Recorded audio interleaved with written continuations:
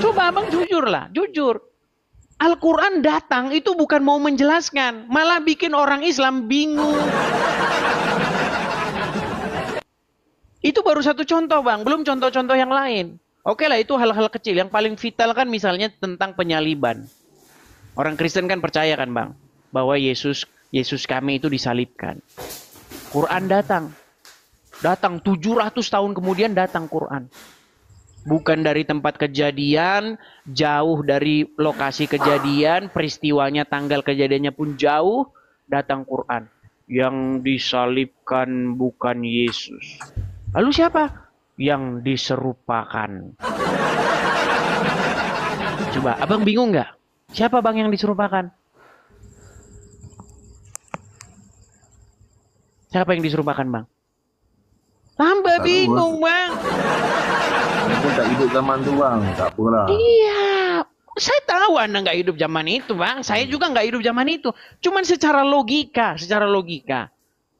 Quran datang bilang yang disalibkan bukan Yesus. Terus siapa? Pokoknya bukan. Ini apa bang? Masa Al-Quran mau menjelaskan bukannya dia lebih jelas malah lebih membuat orang menjadi bingung. Orang Islam sendiri jadi bingung.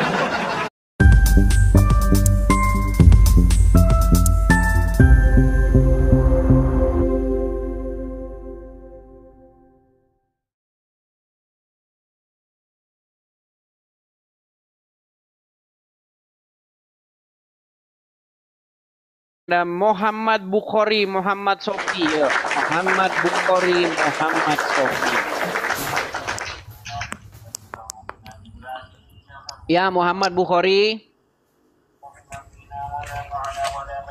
Selamat malam, Muhammad Bukhari. Ya bang, selamat malam. Oke, selamat malam. Muslim bang.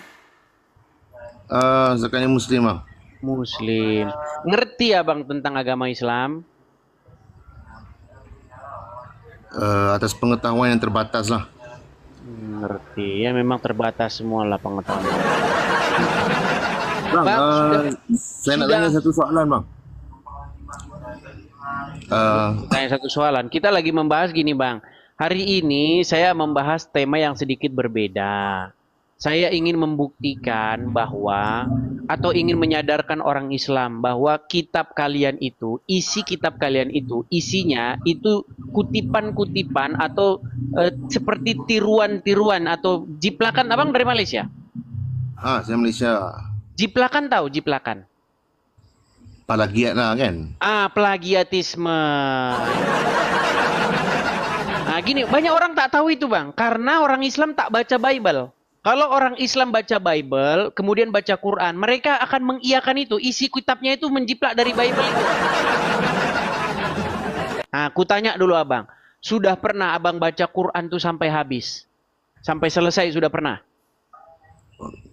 Pernah lah. Pernah. Bible?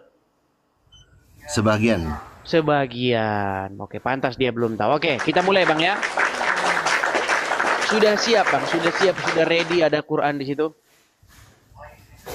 Sejak saya buka bang Kejap saya buka melalui apps aplikasinya. Tapi abang keluar dari aplikasi nanti kalau abang keluar. Nah ini. Oke lah ya, Islam memang harus disuapin. Oke, nggak apa-apa.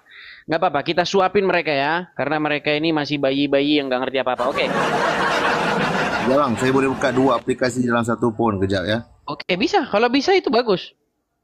Masalahnya abang itu kalau membuka aplikasi, abang itu terjeda bang. Abang itu terjeda. Kita tak lihat, abang bicara pun nggak bisa. Nggak nyambung ya.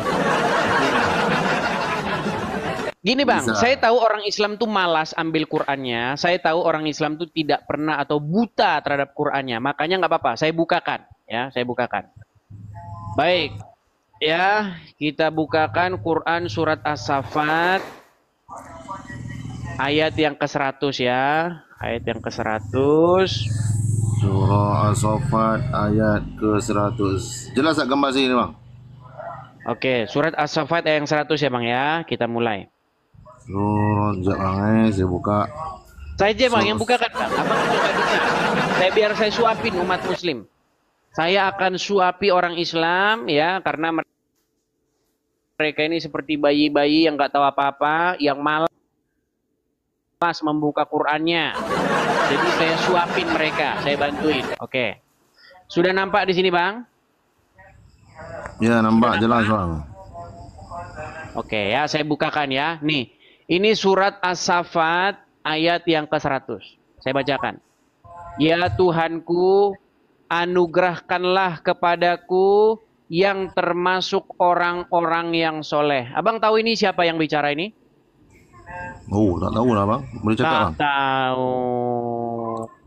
Ya memang seperti itu orang. Oke, Bang. Ini yang berbicara di sini adalah Ibrahim. Sudah? Hmm. Oke, yang bicara adalah Ibrahim. Sebentar. Oke, kita lanjut, kita kasih ayat selanjutnya ya. Ayat selanjutnya di ayat 101. Nih. Maka kami beri dia kabar gembira dengan seorang anak yang sabar. Terus. Ya. Maka tatkala anak itu sampai dalam tanda kurung pada umur sanggup, berusaha bersama-sama dengan Ibrahim, Ibrahim berkata, "Hai anakku, sesungguhnya aku melihat dalam mimpi bahwa aku menyembelihmu. Maka fikirkanlah apa pendapatmu." Ia menjawab, anak itu ya menjawab, "Hai bapakku, kerjakanlah apa yang diperintahkan kepadamu. Insya Allah kamu mendapati aku termasuk orang yang sabar." Nah, kemudian nih, ya, maka tatkala keduanya telah berserah diri dan Ibrahim membaringkan anaknya atas pelipisnya. Ini gimana nih maksudnya nih? Nih, makanya saya bilang kan, entah apalah maksud Quran ini. Tatkala keduanya telah berserah diri dan Ibrahim membaringkan anaknya atas pelipis. Oke, nggak apa-apa, kita terusin aja. Dan kami panggillah dia, "Hai Ibrahim, sesungguhnya kamu telah membenarkan mimpi itu. Sesungguhnya demikianlah kami memberi balasan kepada orang-orang yang berbuat baik." 106. Sesungguhnya ini benar-benar satu ujian yang nyata. Dan kami tebus anak itu dengan seekor sembelihan yang besar. Sudah ya? Sudah ya Bang ya? Oke. Saya mau tanya sebelum kita ke Bible Bang. Sebelum kita ke Bible. Anda kan nggak tahu ini jiplak dari Bible kan? Jiplak secara asal-asalan. Anda kan nggak tahu. Nah makanya sebelum ke Bible gini. Saya mau tanya Bang. Ini yang tadi kita bahas itu membahas apa? Coba. Yang tadi kita bicarakan itu membahas apa? Kalau sepengetahuan pada Ibrahim untuk berkorban ya. Berkurban, oke. Ibrahim kan bermimpi ya. Kemudian dalam mimpinya itu dia menyembelih anaknya, betul? Nah, kemudian dia pengen menyembelih anaknya itu. Nah, ini kan banyak kan kisah-kisah seperti itu teman-teman sekarang ini. Mimpi dia nyembelih anaknya, ternyata anaknya disembelih betulan, ternyata masuk kantor polisi. Banyak kejadian begitu. Oke. Nah, ketika itu dikatakan kami ganti dengan sembelihan yang besar, betul? Maksudnya kami ganti dengan sembelihan yang besar itu gimana? Dinosaurus kah atau apa? Badak atau jerapah atau bagaimana? Coba. Kalau dalam tradisi Islam digantikan dengan kibas kan? Benar gak? Gak tahu, orang di situ cuma ditulis kami ganti dengan sembelihan yang besar. Maksudnya gimana itu kami ganti dengan sembelihan yang besar? Digantikan dengan binatang lain kan? Bukan disembelih anaknya kan? Mana? Cuma tulisan kami ganti dengan sembelihan yang besar, mana? Berarti itu anaknya dirubah jadi sembelihan yang besar.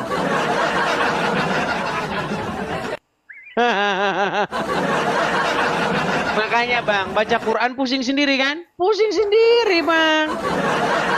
Apa ini maksudnya kami ganti dengan sembelihan besar? Maksudnya gimana? Jadi anaknya Ibrahim berubah jadi sembelihan yang besar gitu. Jadi daging cincang gitu. Nih makanya Bang, nih makanya. Saya kasih tahu nih. Sebenarnya gini Bang. Ayat yang barusan kalian baca itu sebenarnya cuman jiplakan plagiat dari Bible. Tapi yang bikin plagiat itu nggak tahu, dia buru-buru tulisnya. Yang penting nulis jadi syair aja udah jadi, udah. Nih biar abang tahu dari mana itu dia ini bang ya. Biar saya kasih tahu. Nih saya kasih tahu. Kalian kan nggak ngerti. Kalau kalian seandainya ngerti, kalian pasti sudah meninggalkan agama Islam. Nih saya kasih tunjuk bang ya. Nih. Bentar ya. Bentar bang. Saya tunjukkan. Kita bukakan di dalam Kejadian pasal yang ke-22 ya bang ya. Nih. Saya balik dulu kamera saya. 22. Kejadian 22, sekejap saya buka. Ya, Kejadian pasal 22. Makanya kalian itu ada dalam Quran. Jika kamu ragu-ragu tentang apa yang kami wahyukan kepadamu, suruh tanya kepada orang-orang yang membaca kitab sebelummu.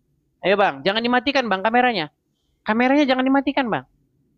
Saya buka aplikasi sekejap. Sabar, Ya, sabar ini dulu. saya bantu. Anda kan sudah malas membuka Quran kan, membuka Bible, buka Quran Anda malas. Karena memang seperti itu tabiat kalian. Nggak apa-apa, nih. Nih bang ya, Kejadian pasal yang kedua-dua. Nih, ini judulnya itu kepercayaan Abraham diuji. Oke? Nih, setelah semuanya itu, Allah mencoba Abraham. Ia berfirman kepadanya, Abraham, lalu sahutnya, ya Tuhan, firmannya. Ini nggak mimpi-mimpi bang. Nggak seperti di kitab Anda, mimpi-mimpi. Ya.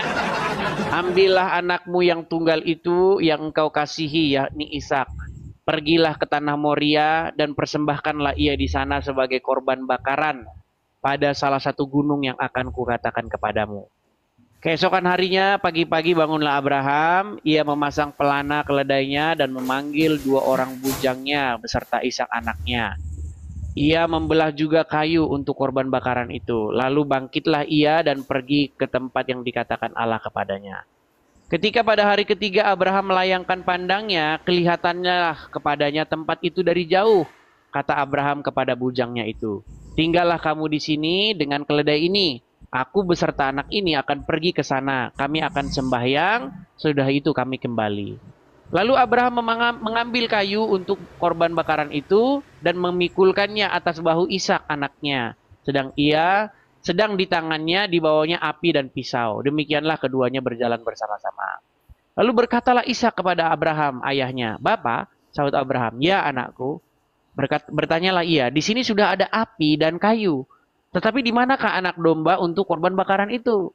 Lalu sahut Abraham, Allah akan menyediakan anak domba untuk korban bakaran baginya anakku. Demikianlah keduanya berjalan bersama-sama. Nih ya, ini agak sedikit panjang, saya persingkat aja nih ya.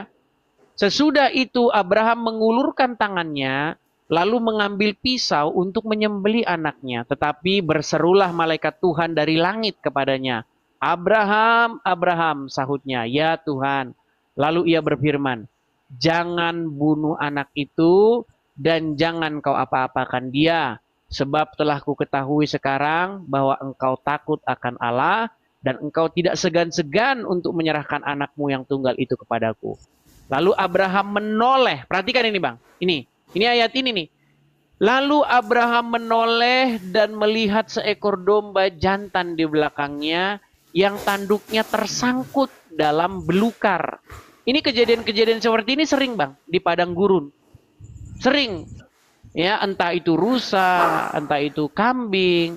Itu sering nyangkut tanduk mereka itu di belukar. Kalau Anda sering nonton wild animal itu kejadian seperti ini sering terjadi. Ya. Nah, ketika Abraham menoleh ke belakang, ya dilihatnya ya ada seekor domba jantan yang tanduknya tersangkut dalam belukar. Abraham mengambil domba itu lalu mengorbankannya sebagai korban bakaran pengganti anaknya. Nih Bang, Bible ya Bang ya. Jadi ketika Anda baca Bible, oh begitu ceritanya jelas ya. Jadi ketika Anda baca Bible, nggak ada di situ. Lalu kami ganti dengan sembelihan besar. Apa-apaan Bang? Ganti sembelihan besar itu apa maksudnya? Ganti sembelihan besar, sembelihan dinosaurus.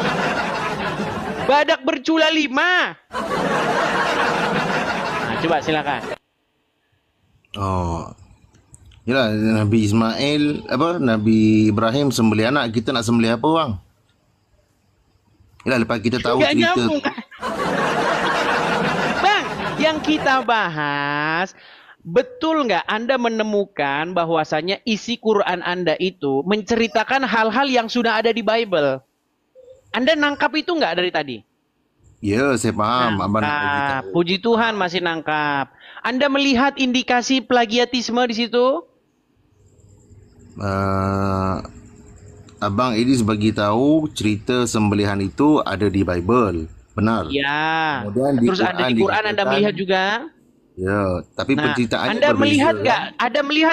Anda melihat nggak kesamaan begitu kemiripan Anda lihat? Kalau dalam Islam versinya berbeza sikit, Abang Idris. Bukan, yang saya tanyakan kemiripan. Anda lihat kemiripannya? Kalau sumber tu dari yang benar, tetap benar. Yang ditanya apa? Bang, yang saya tanya, abang lihat kemiripan itu tidak? Iya, benar. Nah, gitu dong, lihat kemiripan. Artinya, Al-Quran menceritakan hal-hal yang sudah ada di Bible, betul? Okey. Nah, sekarang saya tanya bang, lebih jelas Quran apa lebih jelas Bible? Okey, kalau Bible jelas apa bagusnya, kalau Quran tak jelas apa bagusnya? Enggak, saya tanya dulu, mana ketika abang baca tadi, saya bandingkan yang kedua tadi, mana lebih jelas bang? Yang lebih dipahami yang mana? Nah, okeylah, Bible lah dia dipahami. Iya, makanya saya bilang bang, kalau Anda jujur menggunakan hati nurani Anda, Bible lebih jelas kok bang. Makanya Quran Anda itu bukan menyempurnakan bang. Bukan menyempurnakan, menyempurnakan bang. Semprul. Bukan menyempurnakan, tapi menyempurnakan. Makanya saya bilang bang, coba yuk baca gitu loh, baca. Nggak usah percaya sama siapa-siapa dulu. Nggak usah percaya sama ustadz, nggak usah percaya sama pendeta, nggak usah. Baca aja dulu. Kalau kamu sudah baca, kamu akan menyimpulkan hal yang sama. Kitabmu itu jiplak Bible. Itu baru satu contoh. Belum saya kasih contoh-contoh yang lain, Bang. Banyak saya kasih contoh, Bang. Gitu loh. Nah, seperti tadi tuh poinnya. Di dalam Bible jelas tuh. Ketika Abraham ingin mengayunkan pisaunya, berserulah malaikat Tuhan. Supaya itu tidak terjadi. Jangan. Cukup ujiannya sampai di sini. Lalu Abraham menoleh dia. Dia menoleh ke belakang. Ada seekor domba yang tanduknya itu tersangkut pada belukar. Mungkin tersenyumlah Abraham, kita bayangkan ya. Tersenyumlah, wah ini. Inilah yang akan kupersembahkan. Jelas cerita dalam Bible. Nah Quran datang.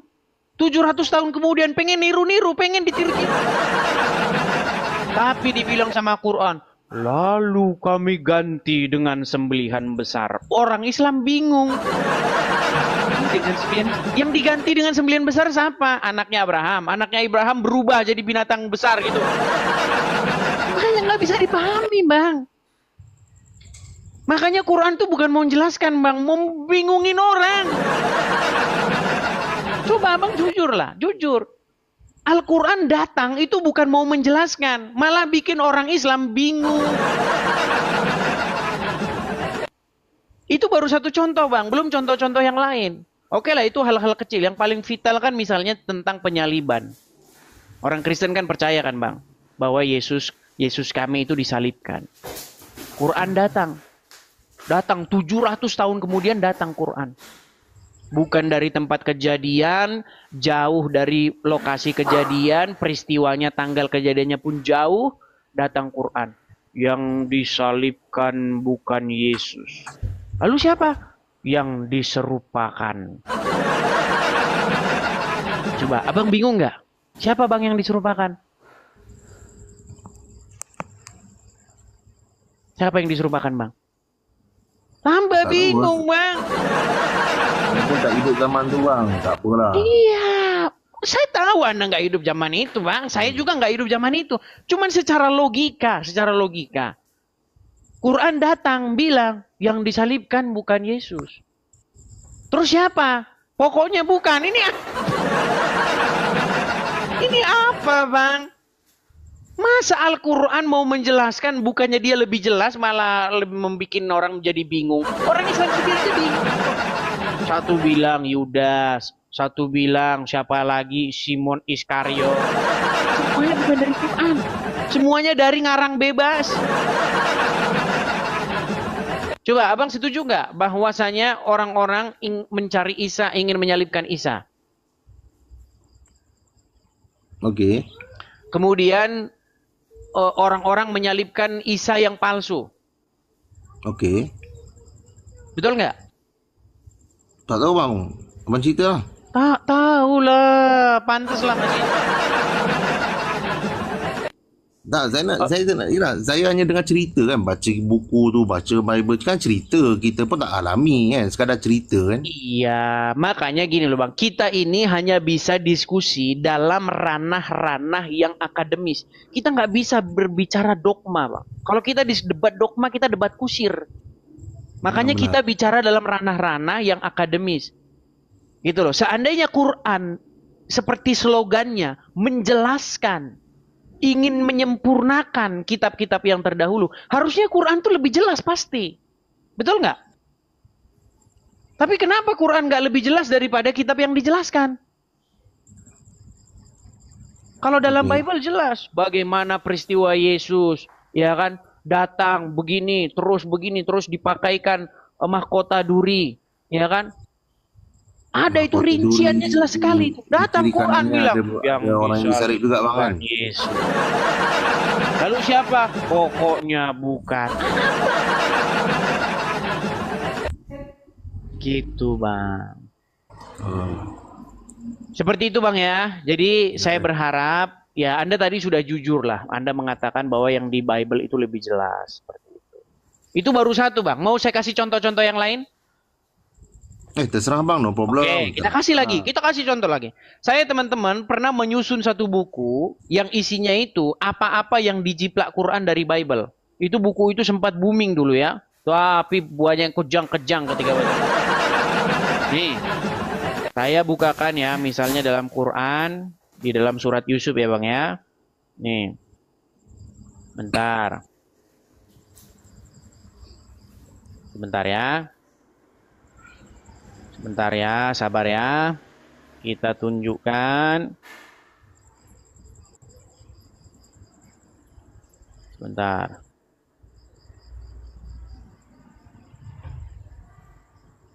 Nih, kita tunjukkan bagaimana Quran lagi melakukan plagiatisme terhadap Bible, tapi ngawur lagi nih. Saya tunjukkan lagi ya. Kita bahas-bahas hal-hal yang akademis gini, Bang. Jadi nggak menimbulkan debat kusir. Oke, ini Bang ya. Ini Quran surat Yusuf ayat 43. Oke, nih. Raja berkata. Ya, ini dia berkata kepada Yusuf nih, kepada orang yang terkemuka dari kaumnya. Sesungguhnya aku bermimpi melihat 7 ekor sapi betina yang gemuk-gemuk dimakan oleh 7 ekor sapi betina yang kurus-kurus. Oke? Dan 7 bulir yang hijau dan 7 lainnya yang kering. Perhatikan nih. 7 bulir yang hijau, ya, dan 7 bulir lainnya yang kering. Hai orang yang terkemuka, terangkanlah kepadaku tentang tabir mimpi itu, jika kamu dapat dapat menabirkan mimpi. Abang pernah baca ayat ini? Tak pernah bang. Tak pernah. Ini makanya saya bilang, inilah orang Islam. Tapi kalau dibaca ini ya, wa qilal malaiku inni, dapat amal pahala. Itu bang yang dilakukan orang Islam gitu, artinya kagak tahu yang penting dapat pahala. Bang tahu nggak bang ini? Tahu nggak ini itu dijiplak dari Bible tahu?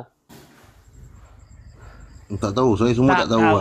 Baik, kita bantu lagi dia. Baik, sabar ya bang ya. Sabar. Saya bukakan Bible saya bang ya. Nih.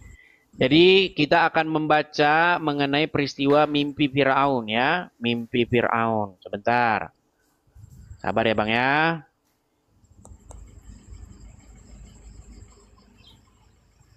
Nih Bang, saya tunjukkan bagaimana Firaun bermimpi lalu dia bercerita kepada Yusuf ya. Nih Bang, itu ada di dalam Kejadian pasal yang ke-41 nih Bang ya. Nih. Oke nih, Kejadian pasal yang ke-41. Jadi Firaun bermimpi ya. Setelah lewat 2 tahun lamanya, bermimpilah Firaun bahwa ia berdiri di tepi sungai Nil. Tampaklah dari sungai Nil itu keluar 7 ekor lembu yang indah bangunnya dan gemuk badannya, lalu memakan rumput yang di tepi sungai itu. Kemudian tampaklah juga 7 ekor lembu yang lain yang keluar dari dalam sungai Nil itu, buruk bangunnya dan kurus badannya, lalu berdiri di samping lembu-lembu yang tadi di tepi sungai Nil itu. Lembu-lembu yang buruk bangunnya dan kurus badannya itu memakan ke-7 ekor lembu yang indah bangunnya dan gemuk itu. Lalu terjagalah Firaun. Setelah itu tertidur pula lah ia dan bermimpi kedua kalinya. Tampak timbul dari satu tangkai 7 bulir gandum yang bernas dan baik. Tetapi kemudian tampaklah juga tumbuh 7 ekor. Tampaklah juga tumbuh 7 bulir gandum yang kurus dan layu oleh angin timur. Nah, bulir yang kurus itu memakan ke-7 bulir yang bernas dan berisi tadi. Lalu terjagalah Firaun. Agaknya ia bermimpi. Nih, pada waktu pagi gelisahlah hatinya. Lalu disuruhnyalah memanggil semua ahli dan semua orang berilmu di Mesir. Firaun menceritakan mimpinya kepada mereka, tetapi tidak ada seorang pun yang dapat mengartikan mimpinya. Dan seterusnya, dan seterusnya, dan seterusnya. Kita nanti, ini panjang, kemudian kita baca ke pasal yang berikutnya ya. Nah, saya tunjukkan bahwa Quran Anda itu menjiplak dari sini loh. Ya, nih. Oke, kita sebentar. Nah ya, kita tampilkan pasal yang berikutnya. Kita ke Kejadian pasal yang ke-41 ya. Nah. Sebentar. Aduh. Sabar ya Bang ya. Sabar Bang. Sabar. Nih, kita pas ke Kejadian pasal yang 42. Nih. Pasal 42.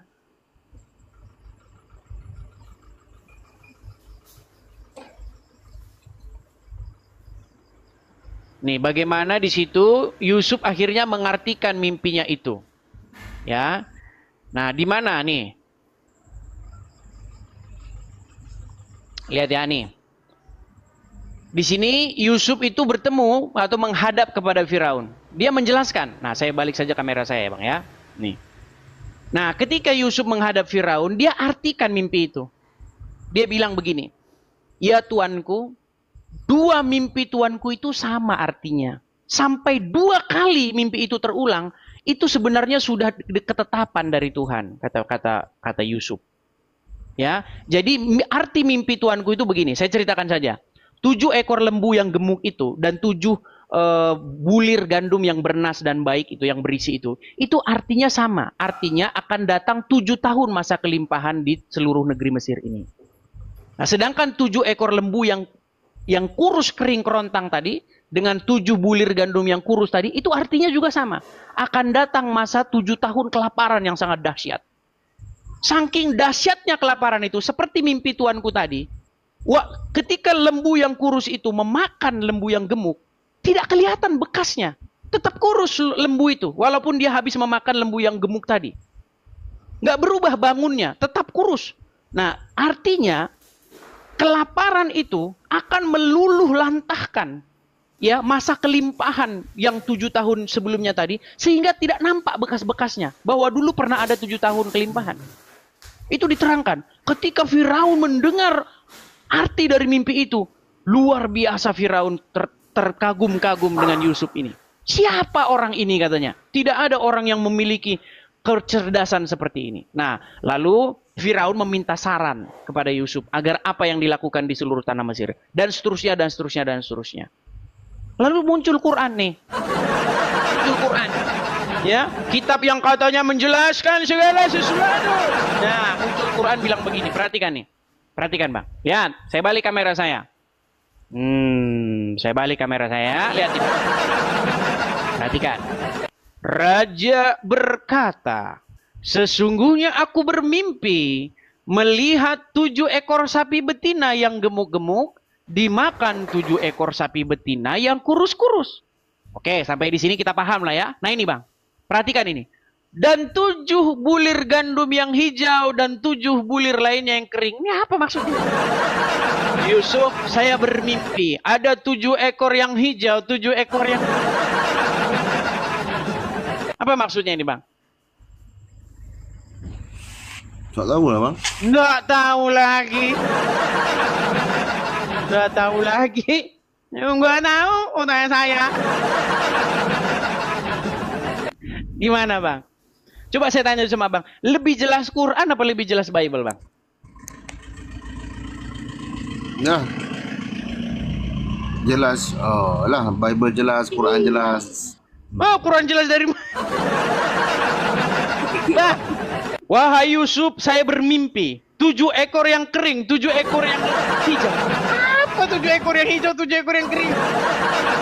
Sebenarnya Bang, kalau kita cek, ini bahasa Arabnya, ini nggak ada bulir gandumnya, itu nggak ada. Nih, kalau dicek bahasa Arabnya, sesungguhnya aku bermimpi 7 ekor yang hijau, 7 ekor yang kering.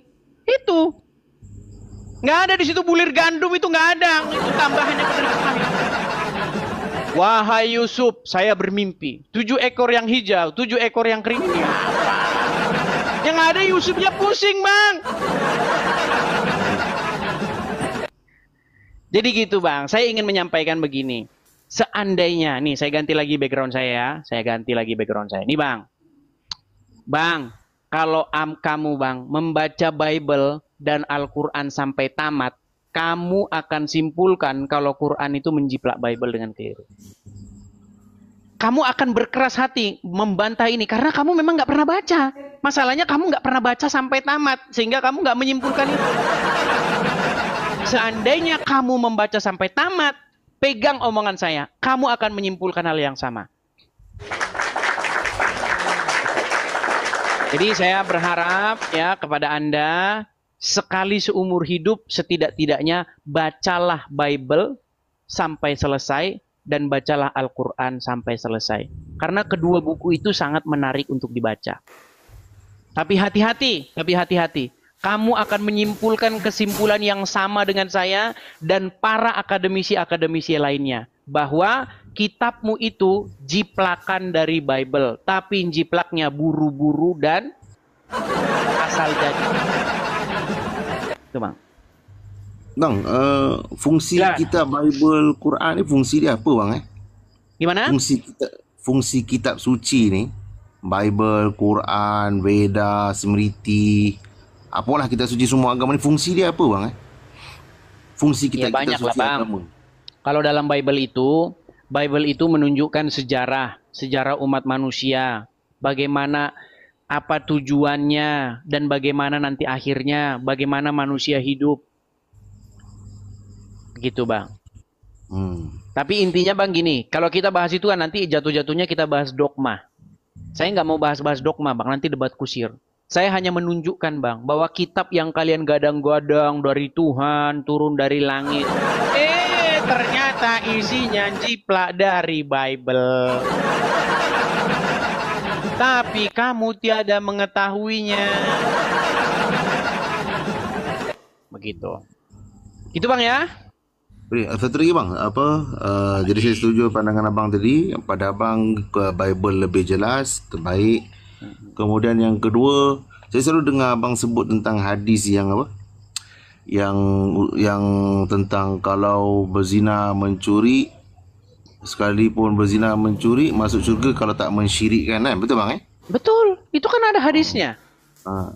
Jadi Barang contoh Bang, siapa yang mati dalam keadaan tidak mensyirikkan Allah, maka dia itu masuk surga. Para sahabat bertanya, ya Rasulullah, sekalipun dia berzina, sekalipun dia mencuri, asal tidak menyekutukan Allah masuk surga? Iya, masuk surga kata Muhammad. Yang penting tidak mensyirikkan Allah. Oh, okey, okey. Contoh bang, kalau kita jumpa kawan kita penzina, kita cakap kadang kau ni ahli neraka, kau masuk neraka, matilah kau. Kita cakap macam tu ke bang? Kalau kawan teman saya lah penzina, pencuri kan. Enggak, kalau gitu, berhubung hadisnya begitu, lanjut bro, lanjut. Lanjut mencuri bro. Yang penting jangan menyekutukan Allah. Yang penting nyembah Allah. Berzina, mencuri, masuk surga. Kan gitu bang. Yang penting begini-begini bang. Yang penting nyembah Allah bang. Berzina, mencuri, masuk surga. Yang Jadi penting nyembah Allah gitu. Jadi bagi tahu dekat dia, kalau contoh saya punya teman pencuri dan penzina, ayo kamu teruskan mencuri tapi jangan mensyirikkan Allah, begitu. Iya, iya. Oh. Lanjut bro, lanjut berzina, lanjut mencuri. Yang penting yang disembah cuman Allah doang. Nah, Oh, macam tu. seperti itu. Okey, okey, okey. Makanya begini bang, makanya orang Islam tuh tidak tahu esensi penyembahan. Tidak mengerti esensi penyembahan, tidak mengerti makna dari ehad, nggak mengerti. Kalau dalam iman kami, ketika seseorang menjadikan Yesus sebagai Tuhannya, artinya Yesus itu berdaulat atas diri dia. Kalau Yesus berdaulat atas diri seseorang, seseorang itu melakukan apa yang Yesus perintahkan. Makanya kalau seseorang berzina, seseorang mencuri, Yesus belum berdaulat atas diri dia. Yesus tidak berdaulat atas dirinya. Masa Yesus berdaulat atas diri seseorang tapi orang tersebut tidak melakukan apa yang diperintahkan Yesus? Enggak begitu. Kalau kalian nyembah Allah di detik yang sama berzina. Karena kalian kan nggak mengerti esensi penyembahan. Kalau kami esensi penyembahan itu bagaimana Yesus menjadi raja di hati kami. Dia bertahta, dia pegang kendali. Kalau Yesus pegang kendali, bagaimana mungkin orang berzina? Bagaimana mungkin orang mencuri? Tapi Makanya bang, kata Yesus, barang siapa mengasihi aku, barang siapa percaya kepadaku, ia melakukan apa yang kuperintahkan kepadanya. Itu bukti. Ya, implementasi apa? Pengejawantahan bahwa Yesus berkuasa atas diri seseorang. Ketika Roh Kudus berkuasa atas diri seseorang, atau Yesus berkuasa atas diri seseorang, atau Bapa di surga berkuasa atas diri seseorang, orang tersebut melakukan apa yang diperintahkan. Makanya seseorang yang menjadikan Yesus sebagai Tuhannya, mustahil dia berzina, mustahil dia mencuri. Itu bang, dalam Kristenan, dalam kekristenan. Makanya orang Kristen mengerti apa itu esensi penyembahan. Bang, satu soalan Kalau saya nak tanya. kalian mana mengerti, yang penting nyembah Allah, berzina jalan terus. Suka. Gitu. Contoh apa? Ada tak orang Hindu berzina bang? Bang, jangankan orang Hindu bang, orang yang ngaku-ngaku Kristen banyak. Iya, Jadi bukan makanya pada saya agama, bilang, bang, kan? makanya saya bilang bang, apa sih kekristenan itu bang? Kekristenan itu berbicara bagaimana Yesus menciptakan manusia baru. Yesus itu dia menciptakan manusia baru. Caranya bagaimana? Caranya orang itu mematikan tubuh yang lamanya. Jadi orang Kristen itu ada istilah baptis bang. Baptis dimasukkan ke dalam air. Itu artinya mati orang itu. Mati tubuh lamanya terhadap dosa. Keinginannya terhadap dosa itu mati. Kemudian dia keluar dari air itu artinya dia bangkit dengan hidup yang baru. Lahir baru. Ketika dia lahir baru, dia melakukan apa yang diperintahkan Yesus. Makanya disitulah yang dimaksud kita menjadi ciptaan baru dalam Yesus itu. Gitu bang. Jadi kalau pada saya Bang Edi betul lah. Maksudnya kalau pada Bang Edi sedih, menjadikan sesuatu itu merajai hati kita kan. Kalau Kristen, Yesus. Iya, membuat Yesus itu menjadi raja di hatinya, bertahta, berkuasa. Kalau Hindu Dewa Brahmanya kan. Kalau Islam Muhammad. Islam Muhammad ke Allah ke terserah kan. Ketika Muhammad menjadi raja di dalam hatimu, ketika Muhammad mengendalikan hidupmu, apa dampaknya? Abang tahu dampaknya? Mau lanjut bang? Dampaknya Anda pergi ke Arab bang, nyiumin batu. Iya. Kenapa saya tidak berangkat ke Arab, menciumi sebongkah batu di sana? Karena Muhammad tidak bertahta di hati saya. Muhammad tidak punya tempat di hati saya. Seandainya Muhammad bertahta di hati saya berangkat ke Arab bang, nyiumin batu. Tapi kalian tidak paham bahasa-bahasa saya begini. Ini bahasa-bahasa yang dalam. Coba kalian renungkan perkataan saya itu. Orang berangkat ke Arab, nyium batu di sana, karena Muhammad telah menguasai diri orang itu. Gitu loh bang. Makanya Islam itu berbicara bagaimana Muhammad duduk di kerajaan dalam hatimu. Dia memerintah, dia pegang tongkat kendali. Kristen sebaliknya berbicara bagaimana Yesus memegang kendali atas hidup seseorang. Makanya kalau Yesus bertahta di dalam hati seseorang, orang nggak berangkat nyium batu ke Arab. Nggak berangkat. Gitu bang. Tapi apa yang dilakukan kalau Yesus bertahta di hati seseorang? Kasihilah sesama manusia seperti dirimu sendiri. Jangan membalas kejahatan dengan kejahatan. Ya kan? Beda. Kalau Muhammad yang bertahta, perangilah orang-orang yang tidak beriman. Itu kalau Muhammad. Sampai mereka bayar jizyah itu. Bang, omongan saya ini memang keras dan sakit memang. Tapi benar yang saya bilang itu bang. Abang tahu nggak berapa banyak orang Islam yang membawa tas ransel yang berisi bom kemudian dia meledakkan diri? Anda tahu berapa banyak orang Islam seperti itu? Saya tak kira abang kira. Abang kira ke? Saya tak Iya, tahu. banyak orang. Kenapa mereka bisa seperti itu coba bang? Saya tanya. Entah, tanya dia orang kan. Iya, karena Muhammad berkuasa atas diri dia. Oh. Perangilah orang-orang. Bahkan dalam hadis tuh aku datang untuk memerangi manusia. Sampai mereka mengucapkan syahadat itu. Nah, tapi di dalam agama Islam asal ucap syahadat itu masuk surga, Bang. Kan cuma ucap doang. Barang siapa berkata. Benar ke bang ucap? Iya. Jadi cuma ucapan doang. Mau berzina mencuri jalan terus masuk surga. Yang penting ucapannya. Itu bang. Tapi hadis itu disebut antasyhada kan, bukan antakula. Hadis itu jelas menekankan perkataan bang. Perkataan asal terucap dari mulut. Nih bang ya, saya tunjukkan ya bang ya. Nih, saya tunjukkan. Nih ya. Ini kita putar-putar lagi teman-teman ya. Jadi mau gimana ya. Nih. Kita putar-putar lagi, walaupun ya akhirnya seperti ini ya.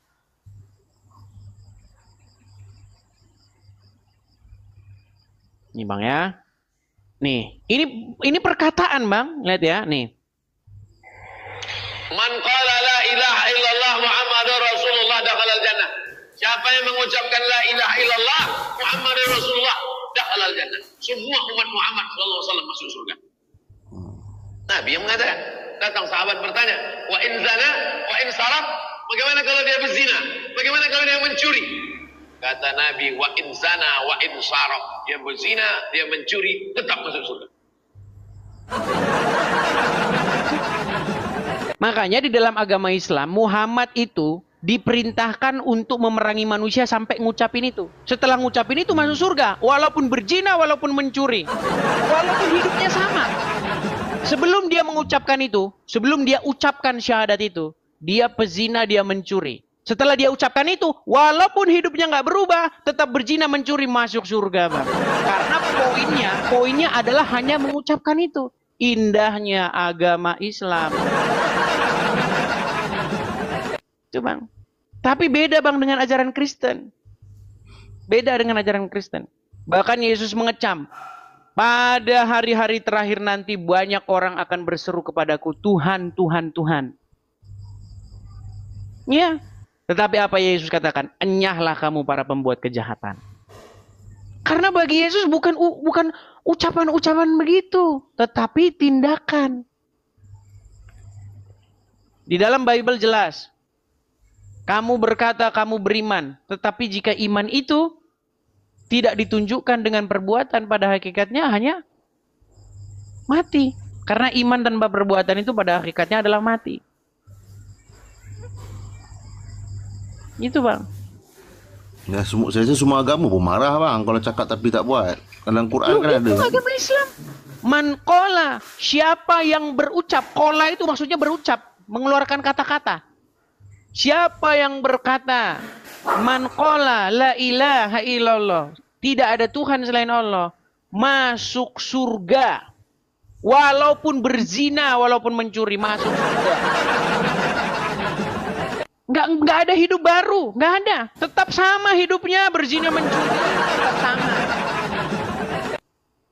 Beda dengan kekristenan. Yesus menciptakan manusia baru. Dia buat manusia baru itu dengan cara bagaimana? Dengan cara mematikan kehidupan lamanya. Mematikan hawa nafsunya, keinginan-keinginan untuk melakukan dosa. Lalu hidup baru. Ya, hidup baru dengan cara apa? Dengan cara hidup kudus tidak bercela. Seperti itu. Beda, Bang. Ajaran Islam dan ajaran Kristen. Nah, cuman kalau bicara gini kan nanti kita agak sedikit dogmatis kita bicaranya. Makanya saya bicara yang tadi ini, Bang. Saya pendekatan-pendekatan yang ilmiah tadi. Saya tunjukkan nih. Ini loh naskah-naskah Qur'anmu. Ini Qur'anmu ini nyeritain yang udah ada di Bible ini. Abang tadi sudah mengiyakan lebih jelas dalam Bible. Itu baru contoh-contoh, Bang. Masih banyak sekali, Bang, saya contoh-contoh, Bang. Begitu. Jadi saya undang Anda, mari Bang, ya, menerima Yesus sebagai junjungan Anda, sebagai suri tauladan Anda, sebagai sosok yang Anda harus ikuti, panuti. Lepas terima Yesus tu apa? Jadi kena buat apa? Lepas terima Yesus tu kena buat apa pula? Lakukan apa yang Yesus perintahkan. Jangan melakukan apa yang Muhammad perintahkan. Beda, Bang. Yesus nyuruh apa? Apa yang Yesus perintahkan? Kasihilah sesamamu manusia seperti dirimu sendiri. Bukan gini-gini, Bang. Apa gini-gini tuh biar ngapa, Bang? Biar ngapa? Coba, kalau gini apa gunanya bagi orang lain? Oh, jadi kalau ikut Yesus kena kasihi orang. Iya. Betul, Bang? Bagaimana Anda itu ya melakukan hal-hal yang bagi orang lain itu ya bermanfaat. Kasihilah sesama manusia seperti dirimu sendiri. Ya kan? Coba itu kalau Anda jadi pengikut Yesus. Kalau Yesus menjadi Tuhan dalam hidup Anda. Nah, kalau Anda Semua jadi pengikut Muhammad jadi Tuhanmu, apa yang Anda lakukan? Ambil air. Ambil air kan? Sedot 3 kali. Betul nggak? Betul nggak? Betul-betul. Abang sebut tadi, kalau jadi pengikut Yesus kena kasih sayang. Hindu pun aja kasih sayang. Buddha pun kasih sayang. Abang belajar. Abang sudah belajar. Abang belajar agama Hindu. Belajar. Tahu lah sikit-sikit kan. Kalau nggak tahu, kalau nggak belajar jangan ngomong. Kalau Anda tidak belajar, jangan ngomong. Jangan melebihi sesuatu yang Anda tidak ketahui.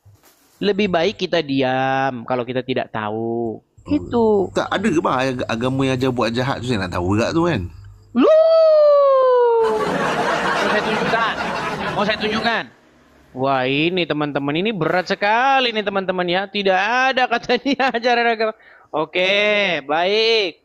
Nih. Saya tunjukkan Bang ya. Nih, saya tunjukkan nih. Bagaimana perkataan Muhammad dalam sebuah hadis. Oke Bang ya. Nih. Saya tunjukkan nih. Saya tampilkan di layar. Nih. Enggak ada katanya berbuat jahat, saudara-saudara. Oke. Kelihatan Bang ya? Ini dia apa Bang? Umirtu an uqatilan nas hatta yashhadu an la ilaha illallah wa anna muhammadar rasulullah wa yuqimus shalah wa yutuz zakah. Aku diperintahkan untuk memerangi manusia sehingga mereka bersaksi tidak ada oleh Allah untuk memerangi manusia. Sampai apa Bang? Mereka mengucapkan la ilaha illallah muhammadar rasulullah.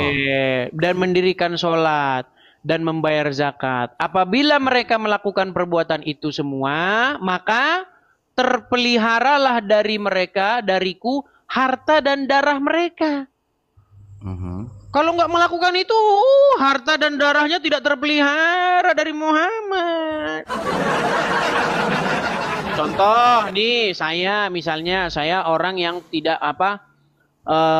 mau menuhankan Allah, ya kan? Tidak mau mendirikan sholat. Harta saya tidak terpelihara, darah saya Di Indonesia ada dari nggak, Bang? seorang Muhammad. Orang Muslim yang diambil hartanya, Bang? Gimana? Di Indonesia ada ke orang non Muslim yang diambil hartanya oleh pemerintah Islam? Karena mereka tidak berani menjalankan agama Islam. Mereka nggak berani menjalankan agama Islam, Bang.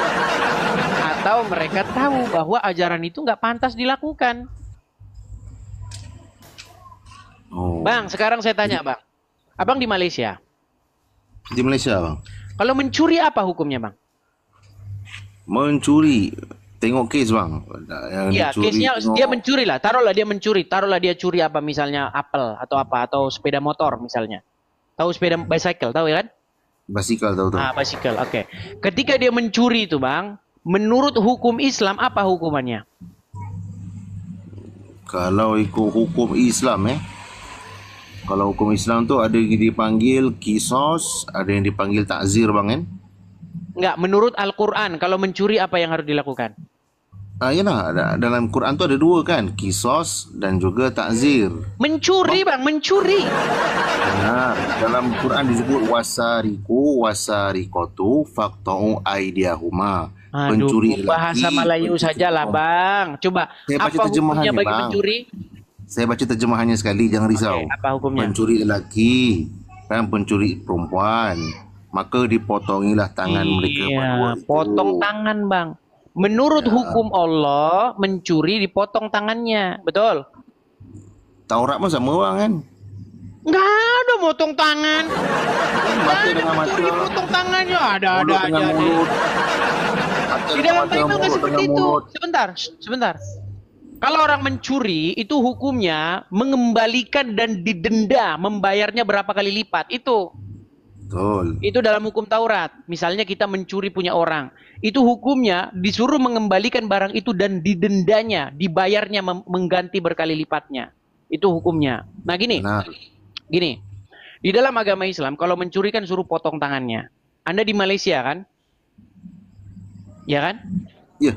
Di Malaysia kalau orang mencuri sepeda motor, mencuri bicycle, diapakan? Dipotong tangan atau dimasuk penjara?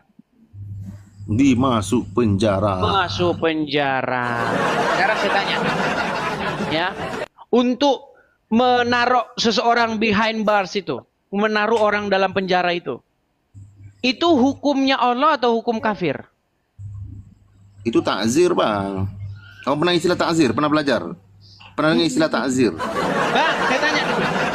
Hukum kalau orang mencuri dimasukkan ke ruang tahanan, dimasukkan ke jeruji besi, itu hukum kafir atau hukum Allah? Hukum Allah. Hukum Allah. Di mana, Bang? Di mana? Di Quran mana? Kalau mencuri itu dimasukkan tahanan, di Quran mana?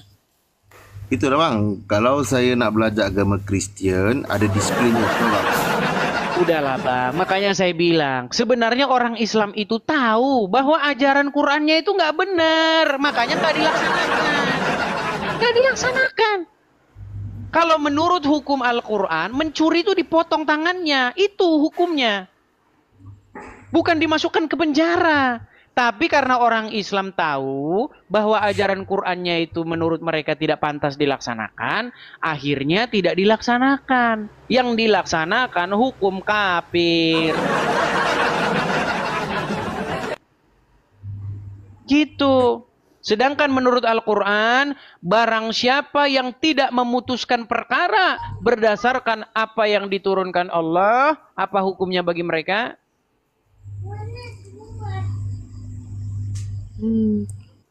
Lanjut, Bang. Kita berhukum dengan hukum Allah, mereka itu zalim, kafir, fasik dalam Maidah. Saya tahu. Oke. Ketika Anda memutuskan seorang pencuri ditahan, dimasukkan jeruji besi, berarti Anda memutuskan perkara tidak sesuai dengan apa yang diturunkan Allah. Anda mau memutuskan perkara berdasarkan hukum jahiliyah, hukum buatan orang kafir, buatan penjajah. Dan Anda lebih suka terhadap hukum yang diturunkan oleh orang tapir itu. Oh, gimana? Halal darahmu, halal darahmu. Saya ngomong yang benar, Abdul. Lu ngomong yang benar kok saya dimarahin. Makanya saya bilang, Bang, kitab Anda itu, Bang, cuma jadi pajangan doang. Nggak bisa dilaksanakan. Makanya banyak, Bang, sekarang golongan-golongan, Bang, ekstremis-ekstremis Islam itu.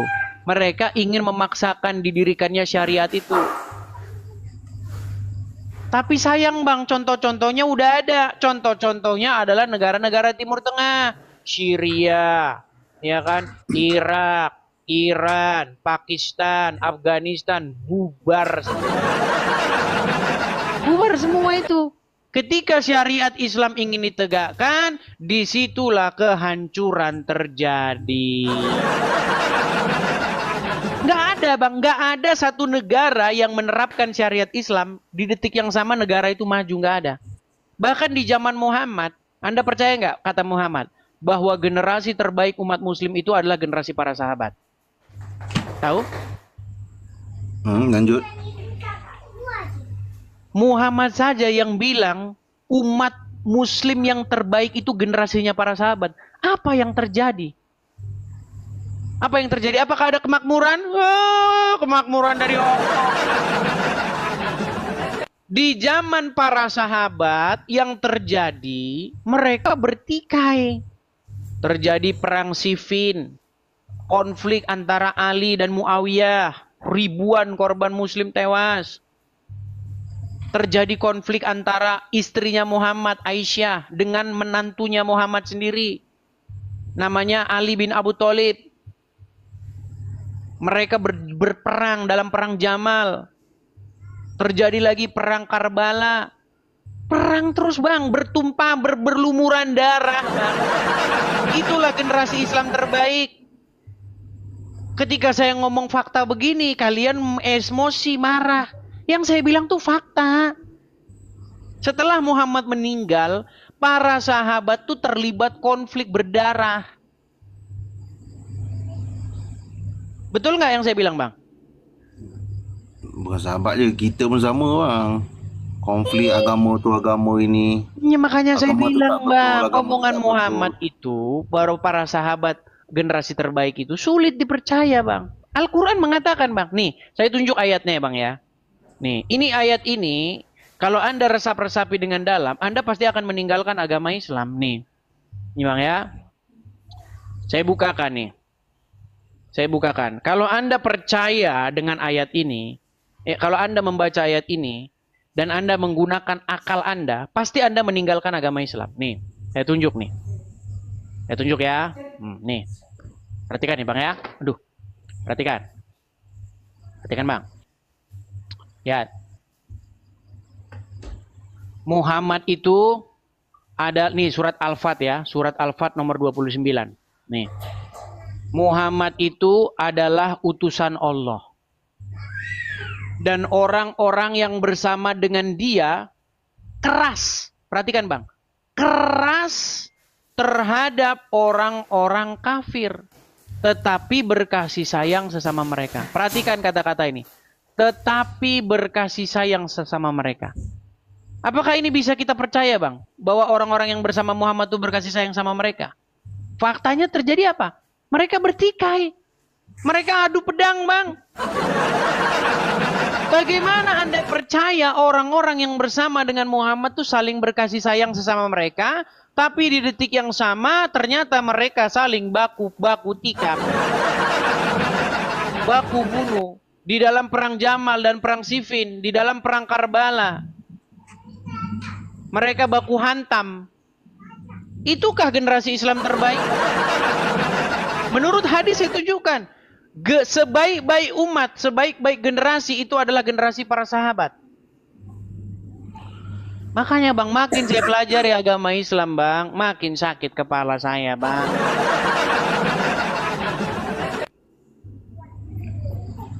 Ada pernah menemukan nggak dalam sebuah hadis seperti itu? Sebaik-baiknya umat, sebaik-baiknya generasi adalah generasi para sahabat. Pernah?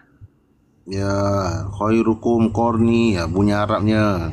Sebaik-baik generasi adalah kurunku, kemudian selepasku dan kemudian selepas daripadaku. Sebaik-baiknya manusia, maksudnya umat Islam, itu adalah umat yang hidup sejaman dengan Muhammad. Ternyata umat yang hidup sejaman dengan Muhammad itu saling baku hadu pedang. Itulah generasi terbaik. Aduh. Oke, gitu Bang ya. Bere. Terima kasih Bang. Oke, selamat merenungkan kembali Bang. Saya mengundang Anda supaya Anda datang kepada kebenaran yang sejati, yaitu Tuhan Yesus. Saya turun dulu Bang. Saya turun dulu ya. Oke, Abang turun, silakan Bang. turun. Selamat malam. Selamat malam. Kalau Anda renung-renungkan perkataan saya itu teman-teman ya. Kalau Anda renung-renungkan, Anda pasti akan mengiyakan keomongan saya itu. Iya. Kurang bagaimana lagi teman-teman.